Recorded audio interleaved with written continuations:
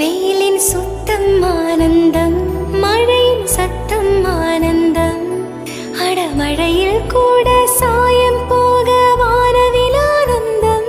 வாழ்வில் ஓர் ஆனந்தம், வாழ்வில் பேரானந்தம்.